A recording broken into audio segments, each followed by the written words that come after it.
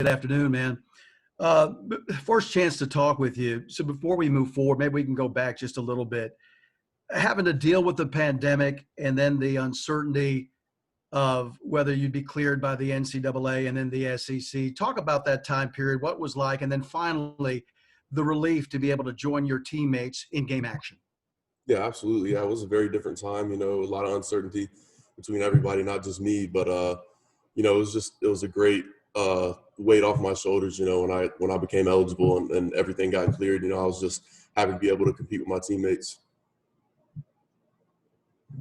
Yeah, Cade, can you kind of walk us through, when coming back to Tennessee sort of first became an idea and that road to becoming reality and coming back to Tennessee? Yeah, for sure. I had a good experience at Georgia. Obviously, things didn't work out. So I transferred here and I'm happy with where I'm at now. Happy to be a part of the family and just taking it every day and just embracing it. Jimmy Himes, then David Pascal. Cade, I know one of your goals was to play with your brother. Y'all have been on the field several times this year. What's that been like? Oh, it's been an unreal experience. We got to play for a state championship in high school and won that. And just we got to do a lot of things growing up together. And one of our dreams was to play college football together. And now that's a reality, it's unreal. My actual first play, I looked over and he was right next to me. So it was just unbelievable to, see that become a reality. Did he say anything to you? Not much during the game, but just afterwards, we talked about it and we're just both ecstatic that, we get to be able to be out on the same field at an SEC level and compete. And it's just awesome. And one other thing, as far as the offensive line, looks like you're having some difficulties in pass protection. What's the key there? How do you improve that? I think just consistency across the board, all five guys just being consistent, understanding the play call, communicating with each other and just being on the same page. Cade, obviously you got to play against a lot of former teammates at Georgia not long ago. What was that like, and were there some funny comments exchanged? Definitely after the game, there were some funny comments. Those guys are still some of my best friends. We talk to this day, and those relationships never really changed. And just being able to compete against me was just like practice. It was fun. And then when you look at this week, this is probably the first time you've ever been a 3-touchdown underdog in your life. What is it like kind of this week preparing for a team where you walk around and not many people are giving you a chance? I don't really think much about underdog, who's supposed to win, who's not supposed to win. It's the SEC. Anybody can win week in, week out, and it's a competitive league. So, everybody's got to show up to play. So being an underdog doesn't really concern me. We're going to go to work this week and make things happen. Thank you. Austin Price, then Blake Topmeyer. Okay, it feels like you guys have had more success when you've been out at right tackle and you've had either Spraggins or Jerome beside you at guard. Is that where you feel most comfortable? And how important is it to find continuity and be able to get healthy enough to have a set kind of five that you guys can roll out there with several series in a row instead of all the shuffling? Yeah, my whole college experience, I've played all five positions on the line. So, I've kind of embraced being able to play all five positions and wherever I am on the field, I just try to put forth my best effort and help the guys around me. So, I'm not really concerned with moving around and stuff. I don't think you necessarily need five guys all the time on the field, just like the defense does. They run in different guys on different packages, playing different positions. I think it also confuses the defense and messes them up going against, maybe me here one series, I'm here the next series, guys moving around and stuff. So, I think it's a good little change of continuity. Blake? Hey, you had described your time at Georgia as a good experience earlier. Your lawyer called it a toxic environment. Which was the case? It wasn't the right environment for me. I made some great memories there. I've got friends for life down there. It just wasn't the right environment for me. So, I obviously transferred and now I'm here and, I'm happy with where I am. Can you elaborate at all on why it wasn't a good fit for you there? Yeah, there was just things that were not were not really looking for the right word.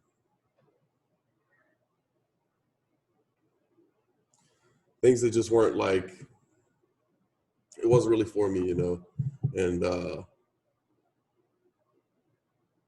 so, I felt like I had to transfer.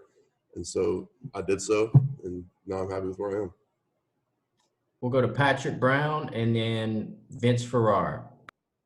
Cade, I think you finished the game or played late in the game the other day at left tackle next to Trey. I know he's been a longtime friend of yours. What was that like for him? I know he's talked a lot about wanting to play with you and kind of came out in defense of you to the NCAA back before you got cleared. What's it been like playing with him? And are you hoping that maybe you get some more snaps over there next to him? Absolutely, yeah, it was awesome. It was something, we've talked about since, sophomore, junior year of high school, and for that to come to fruition, it was awesome to look over and see him lined up next to me. I'm comfortable wherever I play, so if I get more left tackle reps and get to play next to him, that'll be awesome.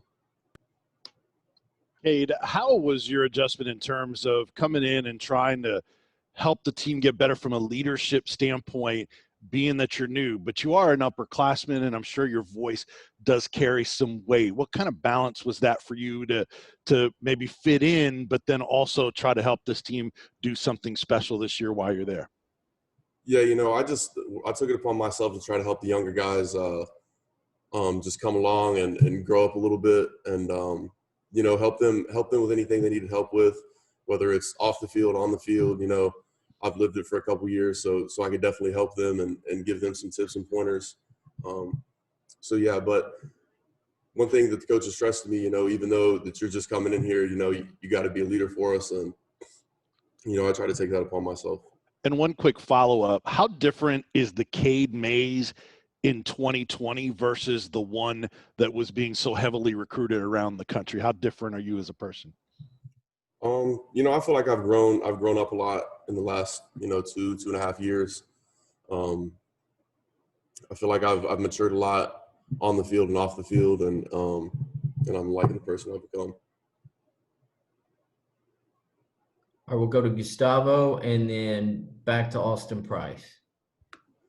Cade, there were a lot of talk about you, especially on social media, the hashtag free Cade Mays. How do you handle that pressure from fans that were expecting to see you playing? And if you were, following that, talk on social media about your hashtag free Cade Mays? I embraced it. I was just very thankful, that the fan base, they fought for me the way they did. My teammates fought for me the way they did. And I think it really made an impact on ultimately getting my eligibility. And so I was just very thankful that, they supported that.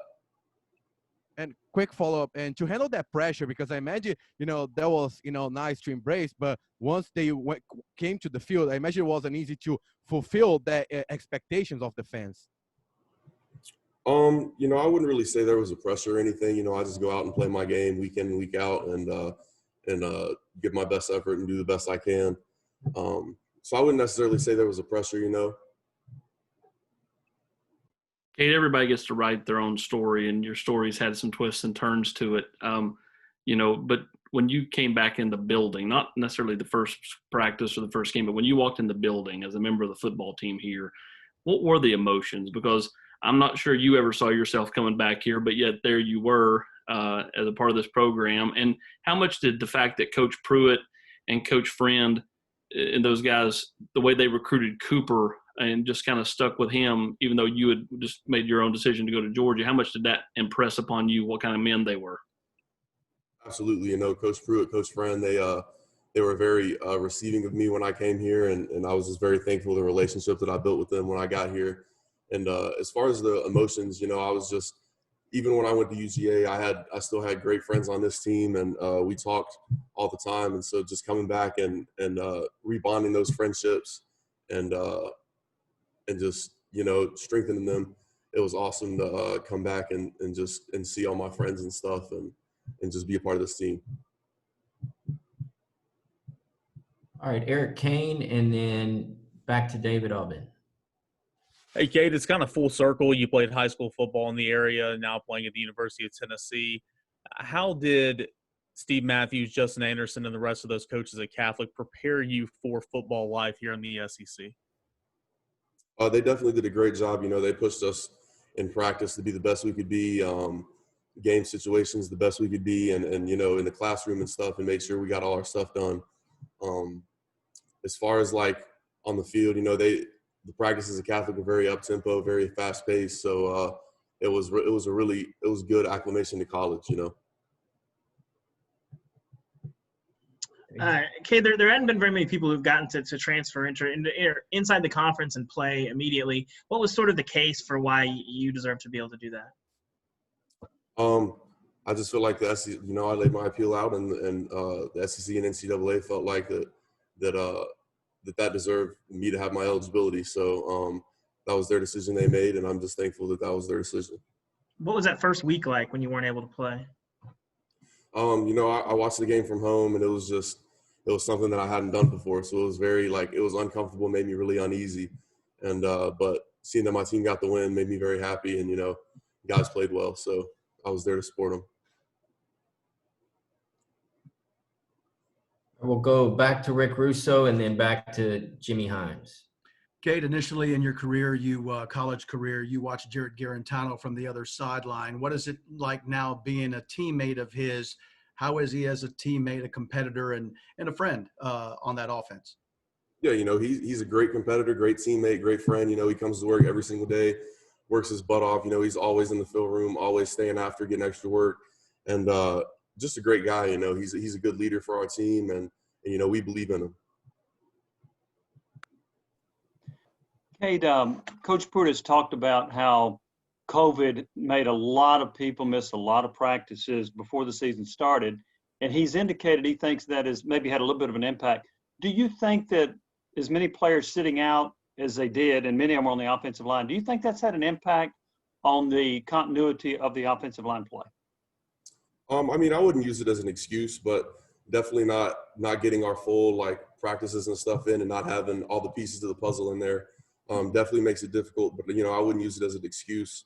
We missed lots of key components, that were out for 2 weeks or so because of the COVID. So it definitely makes it tough, but not an excuse. And how would you assess the offensive line play so far? Inconsistent is the word I would use. We've got to be more consistent in running the ball, throwing the ball. We got to make running lanes for our running backs, pockets for our quarterbacks, and just letting it loose. Just playing with great effort and just being more consistent. Last two questions, David Pascal, followed by Vince. Cade, given that Brandon Kennedy went through the same thing, transferring from a rival school of Tennessee to Tennessee, how much have you leaned on him throughout this whole process, and what has he meant to you? Definitely. BK, he's an older guy. Definitely was like a mentor to me when I got here. He welcomed me with open arms and just kind of showed me the road here. And we've made a great bond since I've got here, and I'm really enjoying that. Cade, when you were at Georgia, you obviously had some epic battles with Alabama that you were a part of. Are there a couple of moments you can share with us that stand out about that? And then also talk about the challenge of this Alabama team you go up against on Saturday. For sure. So I've never actually played against Alabama. We played them my freshman year at SEC championship, and I was coming off of a medical issue, so I didn't get to play in that game. But, looking at their team this year, they're very physical, in depth. They're really good front seven in the back half. They play with a lot of effort, very fast, very physical. And they're just very technically sound. They look well coached. Thanks, Cade. Appreciate y'all. All right,